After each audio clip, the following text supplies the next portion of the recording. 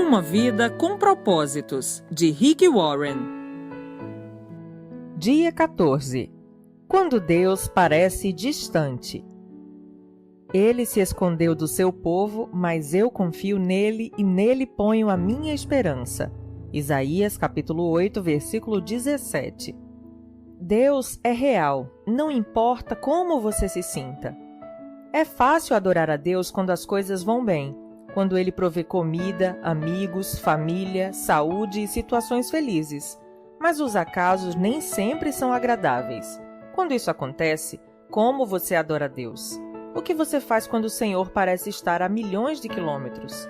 A mais profunda adoração é louvar a Deus apesar da dor, dar graças durante a provação, manter a confiança nele em meio à tentação, render-se a Ele durante o sofrimento e amá-lo quando ele parece distante.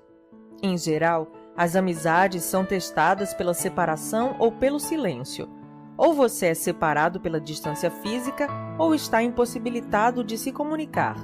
Na sua amizade com Deus, nem sempre você se sentirá próximo dele.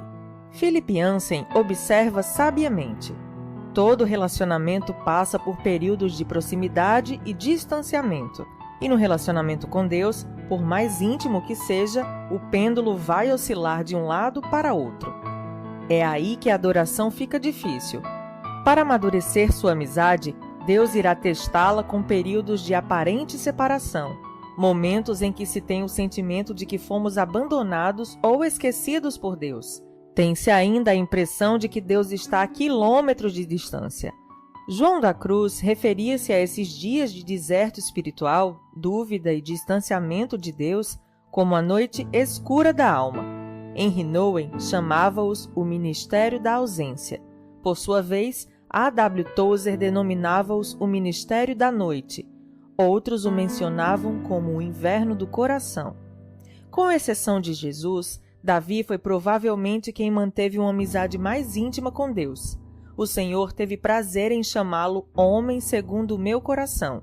1 Samuel, capítulo 13, versículo 14. Atos, capítulo 13, versículo 22. Apesar disso, Davi frequentemente reclamava da aparente ausência de Deus. Ó Eterno, estás me evitando? Onde estás quando preciso de ti? Salmos, capítulo 10, versículo 1. Por que te esqueceste de mim? Por que estás tão distante? Por que ignoras meus pedidos de socorro? Salmos 22, versículo 1. Por que me abandonaste? Salmos capítulo 43, versículo 2. É óbvio que Deus não abandonara realmente Davi, assim como não abandona você. Ele prometeu várias vezes jamais nos abandonar ou rejeitar. Mas Deus não prometeu. Você sempre sentirá a minha presença. Aliás, Deus reconhece que algumas vezes esconde a face de nós. Isso está em Isaías, capítulo 45, versículo 15. Há momentos em que ele parece ter desaparecido de nossa vida em pleno combate. Floyd McClung descreve o que acontece. Certo dia você acorda e percebe que todas as suas sensações de comunhão espiritual se foram. Você ora, mas nada acontece. Repreende o diabo, mas isso não muda nada. Faz exercícios espirituais, seus amigos oram por você, você confessa todo o pecado que consegue imaginar e então sai por aí pedindo perdão a todos que conhece. Jejua e nada ainda. Então começa a se perguntar quanto tempo essa escuridão espiritual irá durar. Dias? Semanas? Meses? Será que ela vai acabar? Você tem a impressão de que suas orações simplesmente batem no teto e voltam. Em absoluto desespero você grita: qual é o meu problema? A verdade é que não há nada de errado com você. Trata-se de uma parte da provação e do amadurecimento de sua amizade com Deus.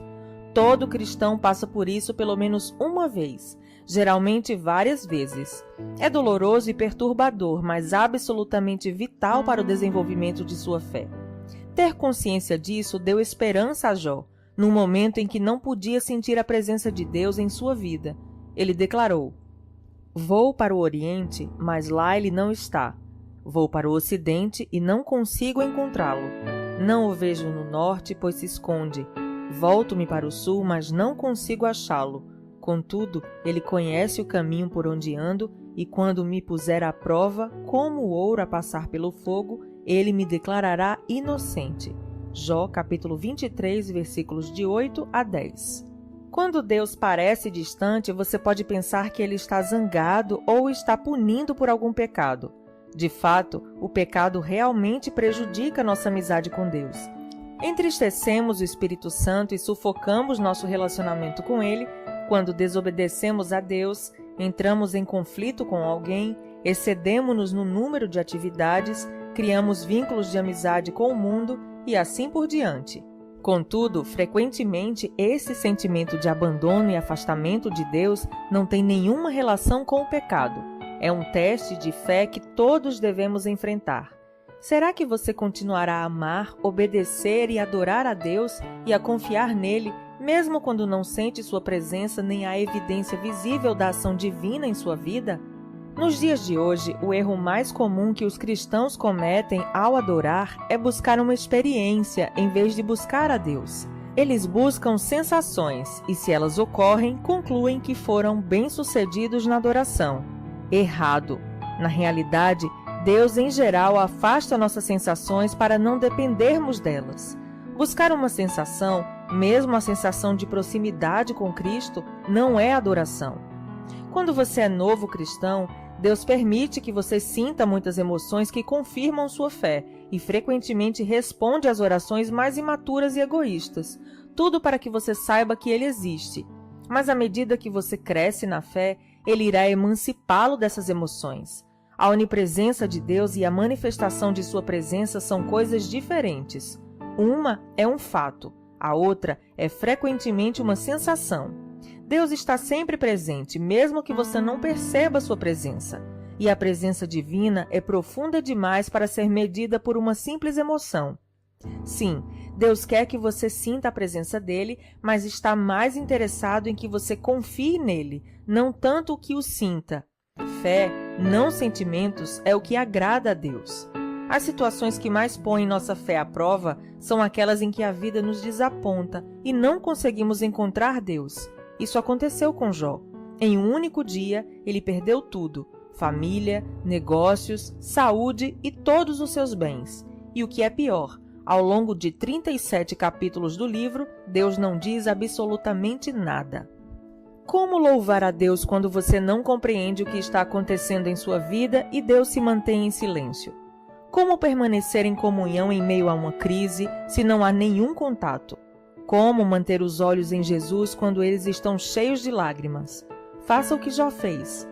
Então prostrou-se com o rosto em terra, em adoração, e disse: Saí nu do ventre da minha mãe, e nu partirei. O Senhor o deu, o Senhor o levou. Louvado seja o nome do Senhor. Jó, capítulo 1, versículos 20 e 21. Diga a Deus exatamente como você se sente. Derrame seu coração perante Ele. Descarregue todos os seus sentimentos. Jó fez isso. Não posso ficar calado. Estou aflito. Tenho de falar. Preciso me queixar, pois o meu coração está cheio de amargura.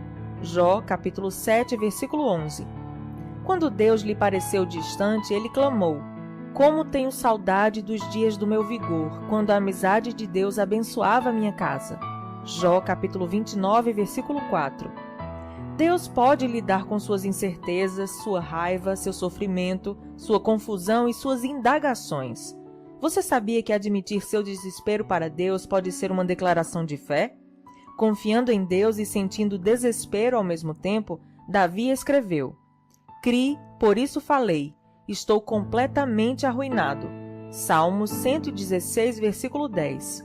Parece uma contradição confiar em Deus e sentir-se destruído. A franqueza de Davi, na verdade, revela uma fé profunda. Em primeiro lugar, ele acreditava em Deus. Em segundo lugar, ele acreditava que o Senhor ouviria sua oração. Em terceiro lugar, ele acreditava que Deus lhe permitia expor todos os sentimentos e ainda assim o amaria. Concentre-se no Deus imutável. Independentemente das circunstâncias e de como esteja se sentindo, apegue-se ao caráter imutável de Deus. Lembre-se daquilo que é eternamente verdadeiro a respeito dele.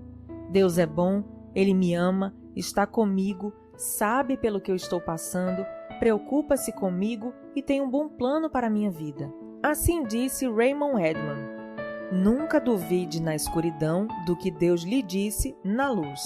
Quando a vida de Jó veio abaixo, sob o silêncio de Deus, o patriarca ainda achou os seguintes motivos para louvá-lo. Ele é bom e amoroso, Jó capítulo 10, versículo 12. Ele é todo-poderoso, Jó capítulo 37, versículos 5 e 23 e capítulo 42, versículo 2.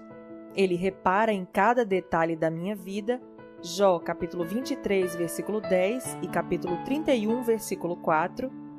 Ele está no controle, Jó capítulo 23, versículo 10 e 31, versículo 4. Ele tem um plano para a minha vida, Jó capítulo 23, versículo 14. Ele vai me salvar, Jó capítulo 19, versículo 25. Confie que Deus cumprirá o que prometeu. Em tempos de deserto espiritual, você deve confiar pacientemente nas promessas de Deus, não nas próprias emoções. Procure entender que Ele o está levando a um nível mais profundo de maturidade. A amizade baseada em emoções é frívola. Então, não fique preocupado com os problemas. As circunstâncias não podem mudar o caráter de Deus. A graça do Senhor ainda é abundante. Ele ainda cuida de você, mesmo quando você não pode senti-lo. Na ausência de circunstâncias, Jó se apegou à palavra de Deus. Ele disse: Não me afastei dos mandamentos dos seus lábios. Dei mais valor às palavras de sua boca do que ao meu pão de cada dia. Jó capítulo 23, versículo 12. Essa confiança na palavra de Deus fez com que Jó permanecesse fiel, ainda que nada fizesse sentido. Sua fé se manteve forte em meio à dor. Deus pode até me matar, mas ainda assim confiarei nele. Jó capítulo 13, versículo 15. Quando você se sente abandonado por Deus e ainda assim mantém a confiança nele, significa que você o está adorando da maneira mais profunda, apesar de ter sentimentos conturbados. Lembre-se do que Deus já fez por você. Se Deus nunca tivesse feito nada por você, ele ainda mereceria seu louvor ininterrupto por toda a vida, por causa do que Cristo fez por você na cruz. O Filho de Deus morreu por você. Esse é o maior de todos os motivos para adorar a Deus. Infelizmente, esquecemos os detalhes cruéis do torturante sacrifício que Deus fez a nosso favor. A familiaridade gera complacência. Mesmo antes da crucificação, o Filho de Deus foi desnudado, espancado até ficar quase irreconhecível, açoitado, ridicularizado e escarnecido, coroado com espinhos e cuspido de forma humilhante. Ultrajado e ridicularizado por homens cruéis, ele foi tratado pior que um animal. Então, quase inconsciente pela perda de sangue, foi forçado a arrastar uma cruz colina acima, foi pregado nela e deixado para morrer em lenta e excruciante agonia. Enquanto seu sangue escorria, escarnecedores a seu redor gritavam-lhe insultos, rindo-se da afirmação de que era Deus. Em seguida, pelo fato de Jesus ter assumido a culpa pelos pecados de toda a humanidade, Deus desviou os olhos daquela horrível visão e Jesus gritou em total desespero: Meu Deus, por que me abandonaste? Jesus poderia ter se salvado, mas assim não poderia salvar você. Palavras não podem descrever as trevas daquele momento. Por que Deus permitiu e suportou tão medonho ato de crueldade? Por quê? Para que você fosse poupado da eternidade no inferno e pudesse compartilhar a glória divina para sempre.